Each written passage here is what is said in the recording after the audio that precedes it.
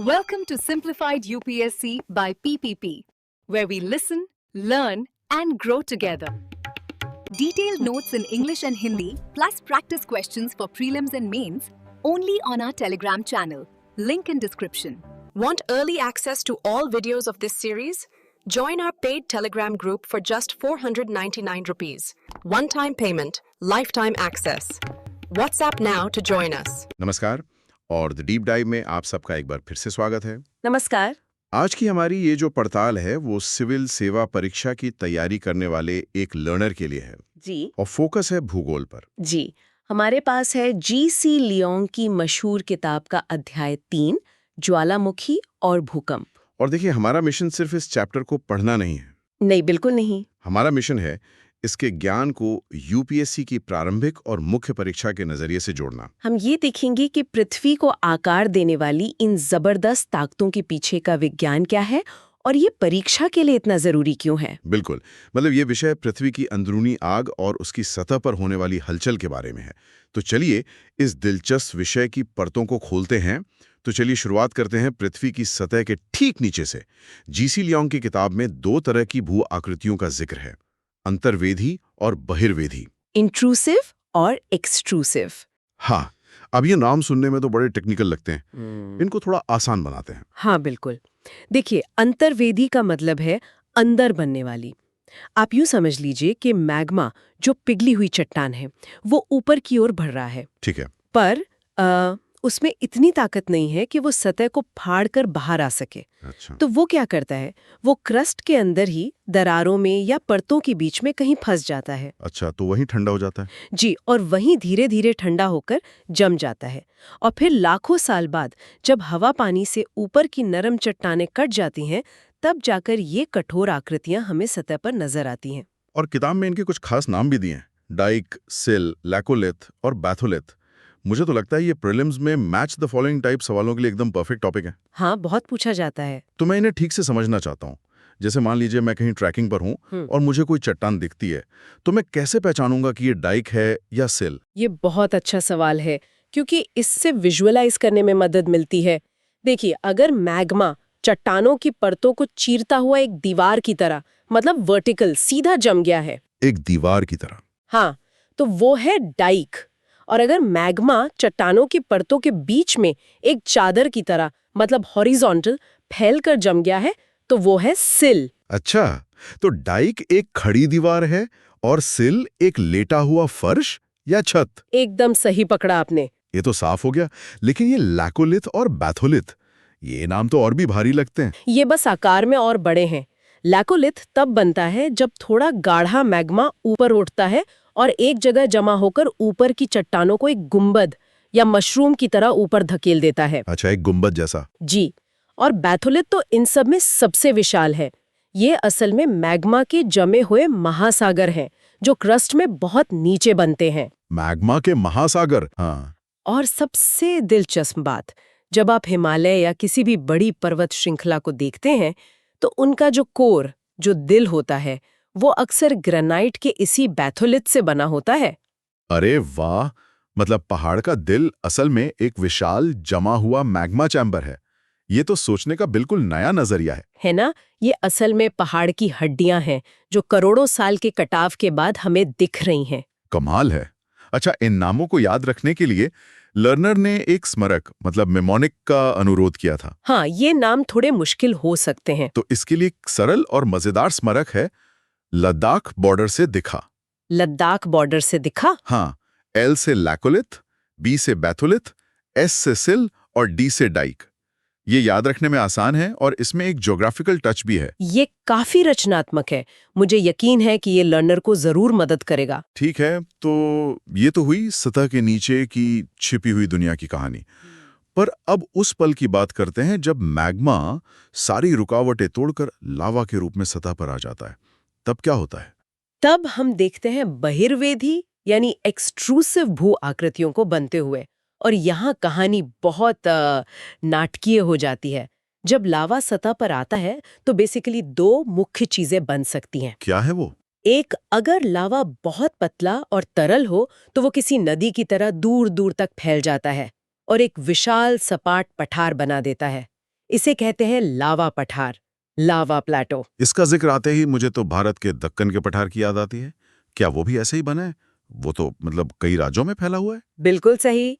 दक्कन का पठार इसका एक बेहतरीन उदाहरण है। वो किसी एक ज्वालामुखी से नहीं, बल्कि जमीन की लंबी दरारों से निकले बेहद तरल लावा के बार बार फैलने से बना है। अच्छा। और इसी प्रक्रिया ने हमें वो काली मिट्टी दी है जो कपास की खेती के लिए इतनी मशहूर है।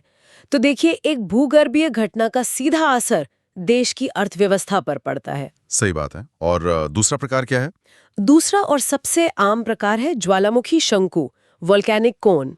ये तब बनता है जब लावा, राख और पत्थर के टुकड़े एक ही मुख से बार बार निकलकर उसी के चारों तरफ जमा होते जाते हैं। एक पहाड़ की तरह। जी, जिससे एक पहाड़ जैसी आकृति बन जाती है।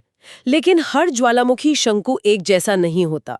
उसका आकार और उसका स्वभाव इस बात पर निर्भर करता है कि उससे निकलने वाला लावा कैसा है, पतला और शांत या गाढ़ा और विस्फोटक। और मुझे लगता है कि यहीं पर आकर ये विषय प्रारंभिक परीक्षा के लिए बहुत महत्वपूर्ण हो जाता है। जी लावा के प्रकारों के बीच का अंतर जी। ये अक्सर एमसीक्यूज का आधार बनता है। हाँ, बिल्कुल। तो एक लावा शांत और दूसरा विस्फोटक क्यों होता है? मतलब इनके रसायन में ऐसा क्या फर्क है? इसका पूरा खेल सिलिका की मात्रा का है। सिलिका मतलब रेत का मुख्य घटक, और ये लावा को गाढ़ा और चिपचिपा बनाता है। अच्छा।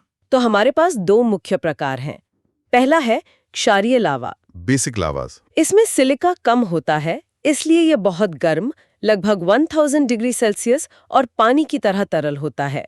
ये शांति से बहता है और दूर तक फैल जाता है। और इससे जो ज्वालामुखी बनते हैं? उनसे जो ज्वालामुखी बनते हैं उनकी ढलान हल्की होती है, एक ढाल की तरह। इसीलिए उन्हें शील ज्वालामुखी, शील वोल्केनोस कहते हैं। हवाई के मौना लोआ और किलाउआ इसके क्लासिक उदाहरण हैं। ठीक है, तो कम सिलिका मतलब पतला लावा और शांत विस्फोट। तो फिर इसका उल्टा मतलब अम्लीय लावा, वो जरूर विस्फोटक होगा। एकदम सही। अम्लीय लावा, एसिड लावाज में सिलिका बहुत ज्यादा होता है। ये इसे शहद से भी ज्यादा गाढ़ा और चिपचिपा बना देता है। शहद से भी ज्यादा? जी, ये आसानी से बह नहीं पाता और ज्वालामुखी के मुंह पर ही जमने लगता है, जिससे गैसें अंदर ही फंस जाती हैं। दबाव बढ़ता जाता है और फिर एक जबरदस्त धमाका होता है। बाप रे। इस विस्फोटक उद्गार से लावा, राख और चट्टानों के टुकड़े आसमान में कई किलोमीटर ऊपर तक चले जाते हैं। इससे जो शंकु बनते हैं वे खड़ी ढलान वाले होते हैं, जिन्हें मिश्रित शंकु या कॉम्पोजिट कोन्स कहते हैं। इसका कोई भयानक उदाहरण है क्या इतिहास में? बिल्कुल है। 1902 में कैरिबियन द्वीप मार्टिनिक पर माउंट पिली का विस्फोट एक भयानक केस स्टडी है। वहां लावा इतना गाढ़ा था कि उसने ज्वालामुखी के मुंह पर एक प्लग बना दिया। तो फिर जब वो आखिरकार फटा तो लावा ऊपर जाने की बजाय साइड से फटा और राख और जहरीली गैस का एक सुपर हीटेड बादल अविश्वसनीय गति से पास के सेंट पियरे शहर की ओर बढ़ा। उसने मिनटों में पूरे शहर को और उसके 30,000 लोगों को खत्म कर दिया। ओह, ये तो रोंगटे खड़े कर देने वाली बात है। ये समझना वाकई जरूरी है कि लावा की केमिस्ट्री कैसे जीवन और मृत्यु का सवाल बन सकती है। जी। अब अगर हम इन अलग अलग ज्वालामुखियों से जूम आउट करके पूरी पृथ्वी को देखें, तो क्या ये यूं ही कहीं भी फैले हुए हैं या इनका कोई पैटर्न है? और यहीं पर पैसिफिक रिंग ऑफ फायर का जिक्र आता है। हाँ, और ये पैटर्न बहुत साफ है। दुनिया के 2/3 से ज्यादा सक्रिय ज्वालामुखी प्रशांत महासागर के किनारों पर एक घोड़े की नाल के आकार की बेल्ट में पाए जाते हैं। इसी को कहते हैं रिंग ऑफ फायर। जी, इसी को पैसिफिक रिंग ऑफ फायर या सर्कम पैसिफिक बेल्ट कहते हैं। इसमें दक्षिण अमेरिका के एंडीज से लेकर उत्तरी अमेरिका के रॉकीज, जापान, फिलीपींस और न्यूजीलैंड तक सब शामिल हैं। पर ऐसा क्यों है? मतलब इसी जगह पर इतनी आग क्यों है? क्योंकि यहाँ पृथ्वी की टेक्टोनिक प्लेट्स का महासम्मेलन हो रहा है। विशाल प्रशांत महासागरीय प्लेट अपने चारों ओर की महाद्वीपीय प्लेटों से टकरा रही है और उनके नीचे खिसक रही है। अच्छा, जिसे सबडक्शन कहते हैं। बिल्कुल, इस प्रक्रिया को सबडक्शन कहते हैं। जब एक प्लेट दूसरी के नीचे जाती है तो जबरदस्त गर्मी और दबाव से चट्टानें पिघलकर मैग्मा बन जाती हैं और यही मैग्मा फिर कमजोर जगहों से सतह पर ज्वालामुखी के रूप में फूट पड़ता है। तो मतलब ज्वालामुखी और टेक्टोनिक प्लेट्स की बाउंड्रीज सीधे तौर पर जुड़ी हैं। हाँ, ये एक धीमी लेकिन लगातार चलने वाली प्रक्रिया है। इसी से जुड़ा एक और सवाल है, भूकंप का। लर्नर ने एक मुख्य परीक्षा का प्रश्न तैयार किया है। दुनिया में भूकंप क्षेत्रों के वितरण की व्याख्या करें। कुछ क्षेत्र दूसरों की तुलना में भूकंप के प्रति अधिक प्रवण क्यों हैं? यह एक बेहतरीन मेंस का प्रश्न है और इसका जवाब भी टेक्टोनिक प्लेट्स की कहानी में ही छिपा है। कैसे? भूकंपों का वितरण लगभग पूरी तरह से ज्वालामुखियों के वितरण से मेल खाता है। दुनिया के सबसे ज्यादा भूकंप भी दो मुख्य बेल्ट में आते हैं। पहली यही पैसिफिक रिंग ऑफ फायर और दूसरी है एल्पाइन हिमालयन बेल्ट। ये कहाँ है? ये भूमध्य सागर से शुरू होकर तुर्की, ईरान, हिमालय और दक्षिण पूर्व एशिया तक जाती है।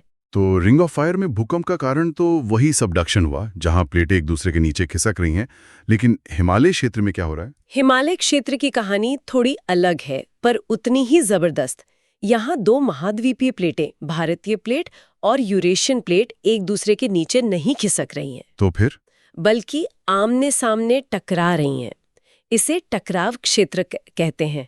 अच्छा, जैसे दो कारें टकराती हैं। बिल्कुल। आप कल्पना कीजिए कि दो कारें आपस में टकरा रही हैं। नतीजा क्या होगा? जबरदस्त ऊर्जा निकलेगी और दोनों कारें मुड़ तुड़ जाएंगी। ठीक यही पृथ्वी की पपड़ी के साथ हो रहा है। और इसी से हिमालय बना है। जी, इसी टकराव से हिमालय जैसे दुनिया के सबसे ऊंचे पहाड़ बने हैं और इसी वजह से ये पूरा क्षेत्र भूकंप के लिए बेहद संवेदनशील है। प्लेट्स अभी भी एक दूसरे को धकेल रही हैं, जिससे चट्टानों में तनाव जमा होता है और जब ये तनाव अचानक छूटता है तो एक विनाशकारी भूकंप आता है। इसका मतलब मेंस के उत्तर में सिर्फ ये लिखना काफी नहीं होगा कि भूकंप प्लेट की सीमाओं पर आते हैं। नहीं, अच्छे अंक लाने के लिए सबडक्शन जोन और कोलिजन जोन के बीच का अंतर समझाना होगा और दोनों के उदाहरण भी देने होंगे। बिल्कुल। आपको रिंग ऑफ फायर, सबडक्शन और अल्पाइन हिमालयन बेल्ट, कोलिजन दोनों का उल्लेख करना होगा और आप इसे हाल की घटनाओं से भी जोड़ सकते हैं, जैसे तुर्की या नेपाल में आए भूकंप। हाँ, और यहाँ एक बात साफ करना जरूरी है। लर्नर ने भूकंपीय तरंगों यानी पी, एस और एल वेव्स और शैडो जोन पर एमसीक्यू बनाने का अनुरोध किया था। जी। हालांकि हमारे पास जो जीसी ल्योंग का स्रोत है उसमें इस पर विस्तृत जानकारी नहीं है और यूपीएससी की तैयारी में ये जानना भी जरूरी है कि किस स्रोत से क्या पढ़ना है और उसकी सीमाएं क्या हैं। ये एक बहुत ही महत्वपूर्ण बिंदु है। हर किताब हर टॉपिक को कवर नहीं करती। तो आज की इस गहरी पड़ताल का सारांश निकालते हैं। हमने पृथ्वी के अंदर एक सफर से शुरुआत की और डाइक और सिल जैसी छिपी हुई आकृतियों को समझा और जाना कि कैसे बैथलिथ पहाड़ों का कंकाल बनाते हैं। फिर हम सतह पर आए और देखा कि कैसे लावा की केमिस्ट्री, खासकर उसमें सिलिका की मात्रा, ये तय करती है कि ज्वालामुखी हवारी की तरह शांत होगा या माउंट पीली की तरह विस्फोटक। ये प्रीलिम्स के लिए एक बहुत ही महत्वपूर्ण तथ्य है। और आखिर में हमने वैश्विक नजरिए से देखा कि ज्वालामुखी और भूकंप यूं ही कहीं भी नहीं आते, बल्कि ये टेक्टोनिक प्लेट्स के महान नृत्य का परिणाम है, चाहे वो रिंग ऑफ फायर का सबडक्शन हो या हिमालय का टकराव। अंत में आगे की सोच के लिए एक विचार छोड़ना चाहूंगी। जरूर। स्रोत इन श्रुतियों को अक्सर विनाशकारी बताते हैं और वे हैं भी, लेकिन ये एक महत्वपूर्ण सवाल उठाता है। यही ज्वालामुखी और भूकंपीय प्रक्रियाएं रचनात्मक कैसे रही हैं? उस उपजाऊ काली मिट्टी के बारे में सोचें जो दक्कन के पठार पर लावा से बनी है। उन कीमती खनिजों और रत्नों के बारे में सोचें जो मैग्मा के साथ सतह पर आते हैं, या उस भूतापीय ऊर्जा के बारे में जो आइसलैंड जैसे देशों को बिजली देती है। सही बात है। यह हमें दिखाता है कि प्रकृति में विनाश और निर्माण एक ही सिक्के के दो पहलू हैं। जो शक्ति विनाश लाती है वही नए जीवन और नए अवसरों को भी जन्म देती है। Thanks for watching. Follow us on Telegram and Instagram. Don't forget to like, share, and subscribe.